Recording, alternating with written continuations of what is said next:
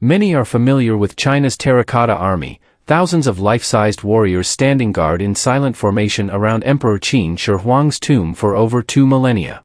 However, lesser known is another collection of clay figures, comparable in scale and historical importance, located on a sun-drenched Mediterranean island.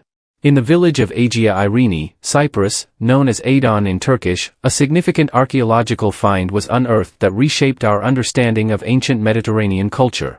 Situated in the picturesque Kyrenia district, nestled in Moru Bay and presently under the de facto control of the Turkish Republic of Northern Cyprus, lies what is now recognized as the Cypriot Terracotta Army. The narrative begins in the summer of 1929 when Agia Irini's local priest, Papa Procopio, made an unexpected visit to the museum in Nicosia.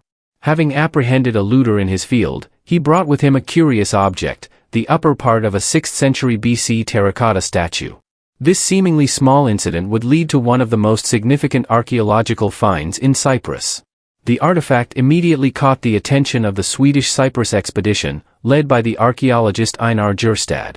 Recognizing the potential importance of the discovery, Jurstad swiftly requested excavation rights and began work in Procopio's field in November of the same year. What the Swedish team uncovered was beyond their wildest expectations.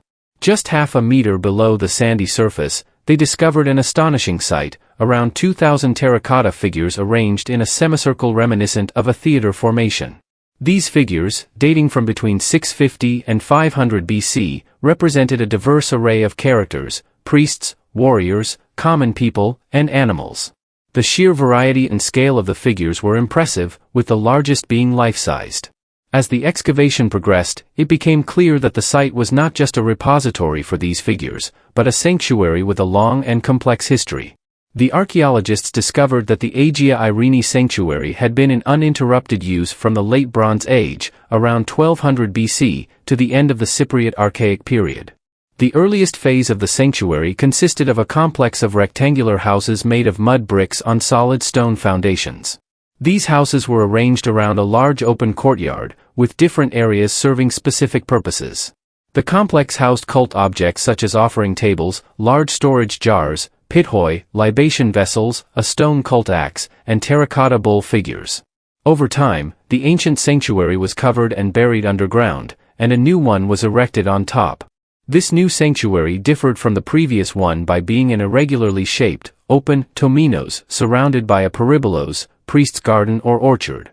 Numerous terracotta offerings, mainly bull figures, were found in this new enclosure around an altar covered in layers of ash and charred remains, suggesting the practice of blood sacrifices. During the Cypro-geometric III period, the sanctuary underwent another transformation. The walls of the peribolos were raised, and a new rectangular altar was erected, displacing the old offerings to a nearby deposit. The votive offerings also evolved, now introducing anthropomorphic figures and minotaurs alongside traditional animal figures, indicating a growing anthropomorphization of the venerated deity, who began to be seen as a warrior divinity. The peak of the Agia Irini sanctuary came during the Cypro-Archaic I/II period when the temenos was expanded to accommodate more structures. Two of these structures in the southern part probably served as enclosures for sacred trees, a feature reminiscent of Minoan culture.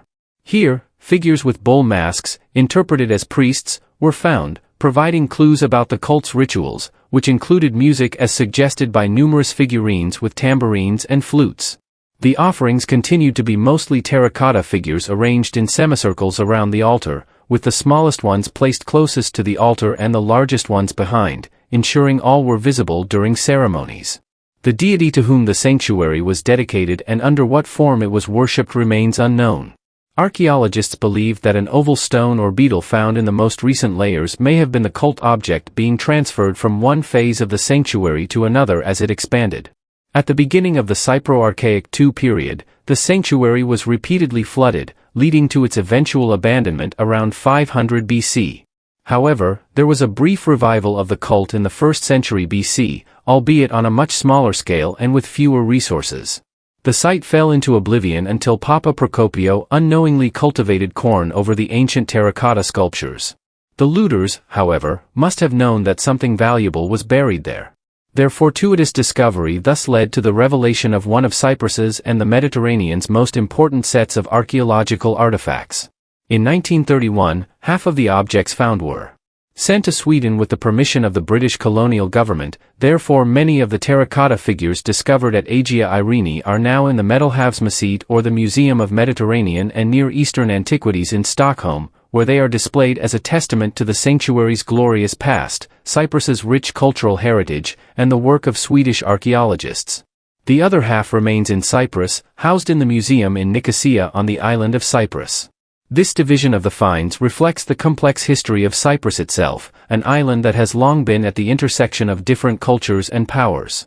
It also raises questions about the ownership and display of cultural heritage that continue to be debated in the archaeological community. The terracotta army discovered at Agia Irini ranks among the most extraordinary archaeological finds in the Mediterranean. Its significance extends beyond the sheer quantity and craftsmanship of the terracotta figures, providing valuable insights into ancient Cyprus's religious rituals and artistic achievements. Moreover, the discoveries at Agia Irini underscore the remarkable skill of Cypriot artisans in producing large-scale terracotta sculptures, challenging earlier assumptions about their capabilities and emphasizing Cyprus's pivotal role in the artistic evolution of the ancient Mediterranean.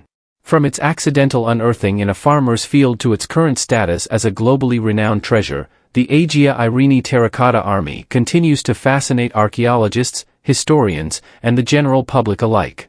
These ancient artifacts evoke awe, showcasing archaeology's ability to bridge the gap between contemporary understanding and the beliefs, creativity, and daily life of ancient Cyprus within the broader context of the Mediterranean world. The tale of Agia Irini is also a reminder of the surprises that may still lie beneath our feet.